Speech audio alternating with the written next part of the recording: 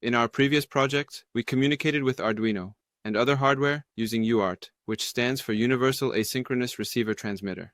This protocol is essential for serial communication between devices.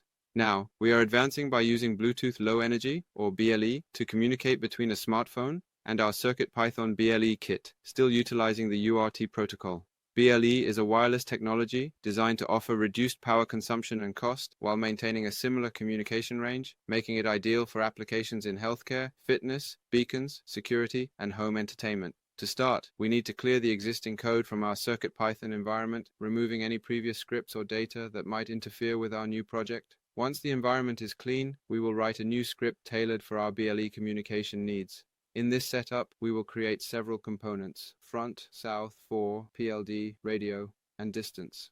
Each component serves a specific purpose. For example, the front component might handle user interface interactions, while the radio component manages wireless communication. The PLD, or Programmable Logic Device, is crucial, and we will name it Device, for simplicity in identification and management within our code. This naming convention helps maintain clarity and organization as we develop our project. So, what's this all about? It's about leveraging modern technology to create efficient communication systems for various applications. Create an instance of the UART service, then provide services for advertisement. By doing this, include the service and set it to operate in advertising mode, repeating indefinitely for BLR.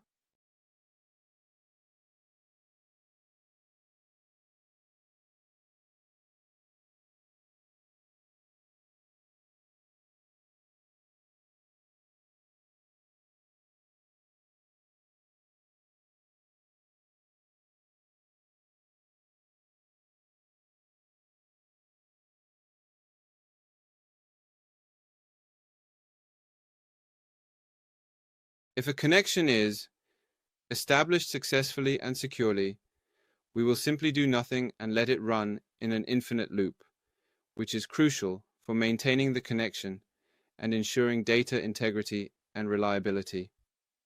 While connected, we will make sure to stay within this block to ensure stability and proper functioning.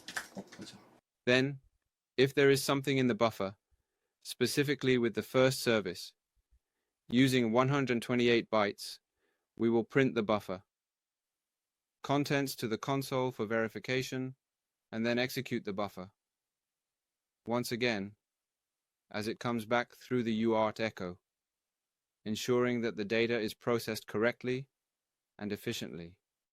Now, to simply and effectively execute this, you need to install the necessary additional app called the NRF Toolbox. Similarly, it is now available for both Android and iOS. In my case, since I'm using Android, if you search for NRF Toolbox on the Google Play Store, you will find the NRF Toolbox for Bluetooth app. After clicking on this, please proceed with the installation by following the on-screen instructions carefully. Once the installation is complete, I ran it to ensure everything was set up correctly, and in this case, I have connected the serial monitor to check the output. For the next step, if you scroll further down the page, you will clearly see UART written here. When you click on UART, it will simply prompt you to set the permissions. Click on Create Permission and allow it. And you will see the devices we have set up being discovered. Click on this. If you wait, it will connect now. The input above shows what I am entering on my smartphone, which is being sent to our CircuitPython BLE kit. If the BLE kit sends data back to us, in this case, it will be an echo, meaning it will send the same value back, which will then appear on the output side.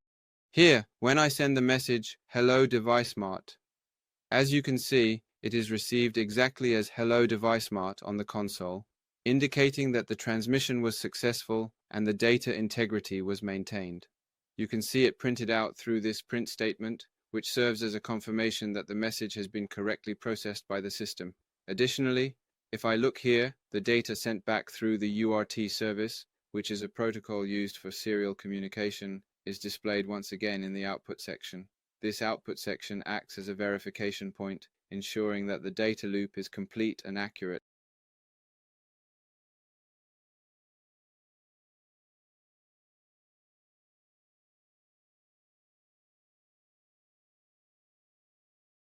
If I send it once more, it will print "Nice to meet you" here, and then what it sends will be echoed here in the output section.